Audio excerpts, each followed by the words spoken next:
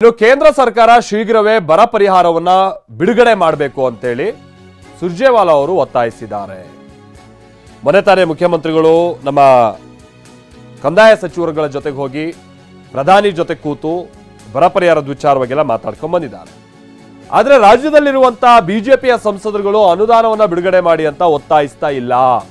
ಮಾಧ್ಯಮ ಹೇಳಿಕೆ ಮುಖೇನವಾಗಿ ಸುರ್ಜೇವಾಲಾ ಕೂಡಲೇ ಬಿಡುಗಡೆ ಮಾಡಬೇಕು ಅಂತ ಒತ್ತಾಯಿಸಿದ್ದಾರೆ. ರಾಜ್ಯದ ನ್ಯಾಯಯುತ ಅನುದಾನವನ್ನ ಬಿಡುಗಡೆ ಮಾಡಬೇಕಿದೆ. ಸಿಎಂ ಡಿಸಿಎಂ ಮನವಿಯನ್ನ ಹಲವು ಸಂದರ್ಭದಲ್ಲಿ ಮಾಡಿದ್ರು ಕೂಡ ಅದಕ್ಕೆ ಸ್ಪಂದನೆ ಕೊಡ್ತಾ ಇಲ್ಲ ಅಂತ ರಣದೀಪ್ ಸಿಂಗ್ ಸುರ್ಜೇವಾಲಾ ಆರೋಪಿಸಿದ್ದಾರೆ.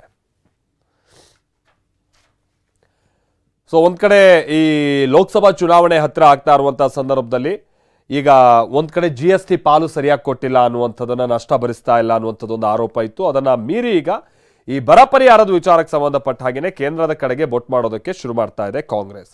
ರಾಜ್ಯದ ಸಂಸದರು ಏನ್ ಮಾಡ್ತಾ ಇದ್ದಾರೆ, ರಾಜ್ಯದ ಹಿತಾಸಕ್ತಿ ಕಾಯುವಂತ ಕೆಲಸ ಮಾಡ್ತಾ ಇಲ್ಲ ಅನ್ನುವಂಥ ಬಿಂಬಿಸುವ ಪ್ರಯತ್ನ ಕಾಂಗ್ರೆಸ್ ಕಡೆಯಿಂದ ಬಹಳ ದೊಡ್ಡ ಮಟ್ಟದಲ್ಲೇ ನಡೆಯುತ್ತೆ ಅನ್ನುವಂಥದ್ದಕ್ಕೆ ಇದೆಲ್ಲ ಉದಾಹರಣೆಗಳು.